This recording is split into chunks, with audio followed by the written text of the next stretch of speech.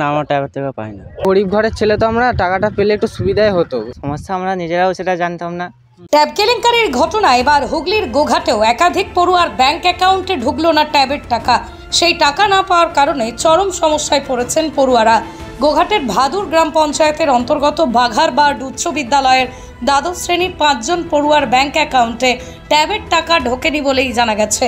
স্কুলের তরফে বাংলা শিক্ষা পোর্টালে ওই 5 জন পড়ুয়ার পাশাপাশি দ্বাদশ শ্রেণীর সমস্ত পড়ুয়ার ব্যাংক অ্যাকাউন্ট ডিটেল আপলোড করা হয়েছিল, কিন্তু এই 5 জন পড়ুয়া বাদে বাকি সকলের অ্যাকাউন্টে ট্যাবের জন্য ঢুকে গেছে টাকা। খুব স্বাভাবিকভাবেই ওই 5 পড়ুয়া ট্যাবের টাকা না পাওয়ার কারণে চিন্তিত হয়ে পড়েন। কোথায় কিভাবে গন্ডগোল হলো তা তারা বুঝে উঠতে পারছিলেন না। পড়ুয়ারা জানিয়েছেন তারা গরিব পরিবার থেকে উঠে এসেছেন, ট্যাবের টাকা না পেলে তাদের সমস্যা হবে। যদিও সোমবার ডিআই অফিসে যোগাযোগ করতে বলা হয়েছে তাদেরকে। ট্যাবের টাকা না পাওয়ার কারণে পড়ুয়ারা ঠিক কি বলছেন শুনুন। কি হয়েছিল বলতে, মানে প্রতিটা স্কুলেই তো ট্যাবের টাকা দেওয়া হয় প্রতি বছরই। এরপরে আমাদেরও কিছু স্যার যেটা বলেছিলেন যে আপনার অ্যাকাউন্ট নাম্বারটা জমা দিতে, আমরা জমা দিয়েছিলাম। এরপরে সবাই জমা দিয়েছিলাম, আমাদের কিছু ছেলে আর কি পায়নি। সেই জন্য স্যার ফের বলেছিল যে আপনার ফের জমা দিয়েছিলাম। এরপরে ট্যাবেরটা স্যার বলল যে আপনাদের জমা দেওয়া হয়েছিল, সেই টাকাটা নাকি কী হয়েছে সেটা বলতে পারবো না। সেই টাকাটা নাকি যাও একটা হয়েছে। আমরা তো প্রায় স্কুল যেতে পারবো না, গরিব ছেলে টুকটাক কাজও করতে হয়। সেটা দিলে আর কি ভালোই হতো। স্যারদের যে পড়ার সেগুলো পাঠাতো, আমরা সেকেন্ড থেকেই প্রিপারেশন নিতাম। সামনে উচ্চ মাধ্যমিক আমাদের পরীক্ষা। পাইনি। কেন, কি হয়েছে সমস্যা আমরা নিজেরাও সেটা জানতাম না কি হয়েছে না হয়েছে। স্কুলে যে জিজ্ঞাসা করলাম, বললো যে বাংলা শিক্ষা পোর্টালের যে আইডি সেটা হ্যাক হয়েছে নাকি, তার জন্যই টাকা পাওয়া যায়নি। এখন কি অবস্থায় আছে, কি বলেছে স্কুল থেকে? এখন স্কুলে তো ডেকে পাঠিয়েছে যে অ্যাকাউন্ট দিয়ে আসতে হবে। সোমবারে ডিআই অফিসে ডেকেছে। টাকাটা যদি পাও কতটা সুবিধা হবে? সুবিধা তো খুব ভালোই হবে পেলে। দেখলাম ঢোকেনি, সেই জন্য স্কুলে গিয়েছিলাম। স্কুলে স্যারদিকে বললাম, স্যাররা ফোন করে আসতে বললো স্কুলে। অ্যাকাউন্ট বই আবার নিয়েছে, দিয়ে পাঠিয়েছে, আজকে আবার ডেকে পাঠিয়েছে। ব্যাংকের অ্যাকাউন্ট বুক হয়নি। কি চাইছো এখন ট্যাবের টাকা নিয়ে? চাইছি বলতে পেয়ে গেলে ভালো হতো, এইটুকুই, আর কিছু নয়। কোন ক্লাসে পড়ো? 12। কোন স্কুল? বাঘারপাড় স্কুল। অন্যদিকে বাঘারবাড় উচ্চ বিদ্যালয়ের টিচার ইনচার্জ তপন কুমার জানা বলেন, 30শে অগস্ট বাংলা শিক্ষা পোর্টালে আমরা পড়ুয়াদের অ্যাকাউন্টে ডিটেল আপলোড করেছিলাম। পরে জানতে পারি ওই 5 জন পড়ুয়ার অ্যাকাউন্টের জায়গায় অন্য অ্যাকাউন্ট নম্বর এবং আইএফএসসি কোড বসে গেছে। কিভাবে কি হলো তা আমরা কিছুই বুঝতে পারছি না। এরপরই আমরা গোঘাট থানার দ্বারস্থ হয়ে অভিযোগ জানাই। পরে আবারও সাইবার ক্রাইমে অভিযোগ জানিয়েছি। এরপর আমাদেরকে ওই 5 জন পড়ুয়ার ব্যাংকের পাসবই সহ পূর্ণ অ্যাকাউন্ট ডিটেলস পুনরায় সংগ্রহ করে যোগাযোগ করার জন্য বলা হয়। আগামীকাল সোমবার যোগাযোগ করতে বলা হয়েছে বলেই জানান তিনি। এখানে আপনাদের স্কুলে কি মানে যে ট্যাব নিয়ে একটা সমস্যা চলছে, আপনার স্কুলেও হয়েছে, কি বিষয়টা কি, কিভাবে জানলেন, কি বলবেন আমাদের? সেটা হচ্ছে আমার ক্লাসের 5 জন স্টুডেন্ট ক্লাস 12-এর, তাদের বেনিফিশিয়ারি রং বেনিফিশিয়ারি হয়েছে, তাদের টাকা অ্যাকাউন্টে ঢোকেনি। সেটা আমরা জানলাম আমাদের আগস্টের 30 তারিখে। আমরা ওদের সমস্ত ডকুমেন্টস আপলোড করেছি বাংলা শিক্ষা পোর্টালে। তখন আপলোড করার পর, মানে তার আগে আমরা বারবার ওগুলোকে চেক করিয়ে আপলোড করেছি, কিন্তু আপলোড করার পরে নাকি তাদের অ্যাকাউন্টগুলো চেঞ্জ হয়ে গেছে। তার স্কুলের যে আইডি, তার ফোন নাম্বার, নাম, এগুলো সব ঠিক আছে। কোন জায়গায় দেখাচ্ছে যেগুলো চেঞ্জ হয়েছে? কোন জায়গায়, কোন হ্যাঁ যে অ্যাকাউন্ট নাম্বারগুলো দেখাচ্ছে সেটাও তো আমরা বুঝতে পারছি। আইএফসি কোডটা চেঞ্জ হয়েছে, অ্যাকাউন্ট নাম্বারটা চেঞ্জ হয়েছে। তারপরে যথারীতি আমরা ডিআই অফিসে জানিয়েছি। ডিআই অফিসের আমাদের সমস্ত ডকুমেন্টস এবং তার ফরওয়ার্ডিং লেটার এগুলো সব জমা নিয়েছেন। তারপরে ওনারা বললেন যে আপনাদের লোকাল থানায় এফআইআর করতে হবে। আমরা গোঘাট থানায় গেছি, আমাদের লোকাল থানায়। তাই এফআইআর কপি আমরা অ্যাপ্লিকেশন জমা দিলাম।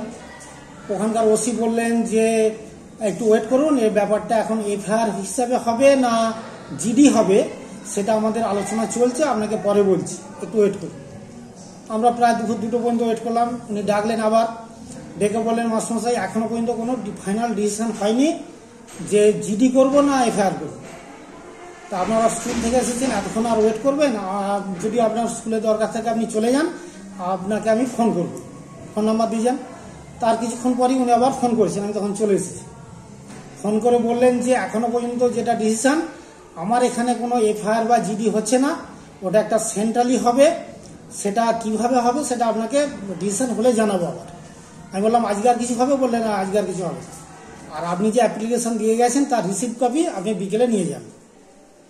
যা গেল, বিকেলে রিসিভ করতে আনতে গেলাম, কিন্তু আবার ওই 3:30 4টে নাগাদ আবার ডিআই অফিস থেকে একটা ফোন এলো যে আপনারা কি লোকাল থানায় গিয়েছিলেন? আমি বললাম হ্যাঁ গিয়েছিলাম। তা ওনারা এই বলেছেন, রিসিভ কপি দিয়েছেন, বললে ওটা ওইখানে আর হবে না, এখন যেটা ডিসিশন সেটা আপনাকে হুগলি ডিস্ট্রিক্টের যে সাইবার ক্রাইম পুলিশ স্টেশন সেটা কামারকুণ্ডু, আপনি কালকেই একবার কামারকুণ্ডু আসুন, কামারকুণ্ডু এসে ওইখানে একটা এফআইআর করতে হবে। তা ওখানে গেলাম, গতকালকে ওখানে গিয়েছিলাম। তা গিয়ে ওখানেও সব কিছু জমা করলাম, ওনারা জমা নিয়ে আমাকে রিসিভ দিয়েছেন।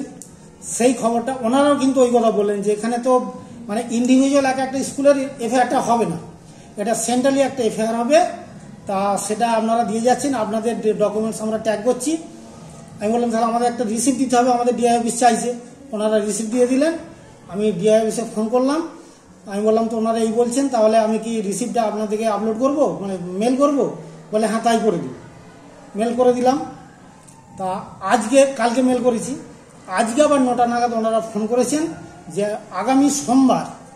আগামী সোমবার ওই 5 জন স্টুডেন্টের অ্যাকাউন্ট নাম্বারগুলো যেগুলো একদম পরিষ্কার বোঝা যাচ্ছে, জেরক্সে সবসময় বোঝা যাচ্ছে না, আপনি পাসবইগুলো আবার কালেক্ট করুন ছেলেদের সঙ্গে নিয়ে সোমবারে অবশ্যই আসুন। সোমবারে নাকি টাকা ডিসবার্স হবে, অতএব সোমবারে আপনি আসুন। অন্যদিকে গোঘাটে স্কুলে ট্যাব দুর্নীতির এই ঘটনায় রাজ্যের শাসক দলকে কাঠগড়ায় তুলেছেন গোঘাটের বিজেপি বিধায়ক বিশ্বনাথ কারক। তিনি বলেন, আসলে এটা তোলাবাজ এবং দুর্নীতির সরকার চলছে।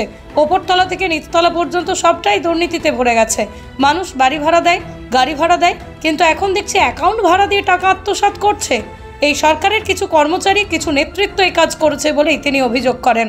এটা আর কি বলার কি আছে, তোলাবাজ এবং দুর্নীতির সরকার, এটা সবাই জানে যা অবস্থা হয়ে আসছে।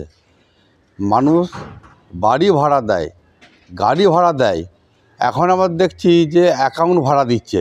অ্যাকাউন্ট ভাড়া করে অ্যাকাউন্টে ট্যাবের টাকা ঢুকিয়ে সেই টাকা আত্মসাৎ করছে এই সরকারের কিছু কর্মচারী এবং এই সরকারের যারা পরিচালনা করছে তার কিছু নেতৃত্ব। এই যে সরকার, এই যে তৃণমূলের সরকার, এই সরকারটা সমস্ত দুর্নীতিতে একেবারে ডুবে গেছে। যদিও আরামবাগ সাংগঠনিক জেলা তৃণমূল কংগ্রেসের চেয়ারম্যান স্বপন কুমার নন্দী বলেন, আসলে এটা হলো বিরোধীর চক্রান্ত, কারণ মুখ্যমন্ত্রী স্পষ্ট বলে দিয়েছেন প্রতিটা ছাত্রই ট্যাবের টাকা পাবে, আর যারা এই কাণ্ড ঘটিয়েছে তাদের মধ্যে অনেকেই গ্রেপ্তার হয়েছে। পুলিশ তদন্ত জারি রেখেছে। মানবিক মুখ্যমন্ত্রী ছাত্রছাত্রীদের পাশে আছে, এটা বিরোধীদের চক্রান্ত। আমাদের মাননীয় মুখ্যমন্ত্রী ইতিমধ্যে ঘোষণা করেছেন যে প্রত্যেকেই ট্যাবের টাকা পাবে, আর পুলিশ তদন্ত করছে।